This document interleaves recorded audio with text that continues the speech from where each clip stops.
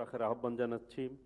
শহীদ রাষ্ট্রপতি জিয়াউর রহমানের ৪৫তম শাহাদত বার্ষিকীর আলোচনায় বক্তব্য রাখেন পেশাজীবী সংগঠনের নেতাসহ বিএনপি ও এর সহযোগী অঙ্গ সংগঠনের নেতারা। বিএনপির স্থায়ী কমিটির সদস্যরা বলেন, সময় ও দেশের প্রয়োজনে নেতৃত্বে এসেছিলেন শহীদ রাষ্ট্রপতি জিয়াউর রহমান। যখন রাজনৈতিক নেতৃত্ব দিতে ব্যর্থ হয়েছেন, সেই সময় যে মানুষটি সাহসিকতার সঙ্গে জাতির সামনে আবির্ভূত হয়েছেন তিনি হচ্ছেন মেজর জিয়াউর রহমান। বাংলাদেশের বিভিন্ন দল যারা আছে, আপনি যদি লক্ষ্য করে দেখবেন, তারা কিন্তু বিভিন্ন সময় অবস্থার পরিপ্রেক্ষিতে তাদের অবস্থান কিন্তু পরিবর্তন হয়েছে,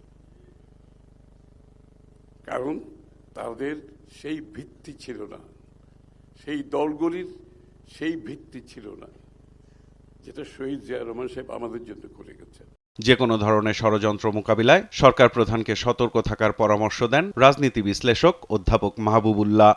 প্রধানমন্ত্রী তারেক রহমানকে আমি সাবধান করব যে আপনার পিতার বিরুদ্ধে যে চক্রান্ত হয়েছে, আপনিও যদি আপনার পিতার মতো দেশের প্রশ্নে অটল এবং অচল থাকেন, এবং আপনি থাকবেন, সেই বিশ্বাস আমি করি, সেই বিশ্বাস আমার আছে, এবং আপনার বিরুদ্ধেও কিন্তু একইভাবে সেই পরিবেশ সৃষ্টি করা হতে পারে। সুতরাং আজকে আমাদের সকলকে ঐক্যবদ্ধ হতে হবে এবং শপথ নিতে হবে যাতে এই ধরনের কোনো চক্রান্ত আর সফল না হয়। রাজনৈতিক দলগুলো সংস্কার নিয়ে নানা সমালোচনা করলেও দেশে বিএনপি সংস্কার শুরু করেছে মন্তব্য করেন দলের মহাসচিব মির্জা ফখরুল ইসলাম আলমগীর।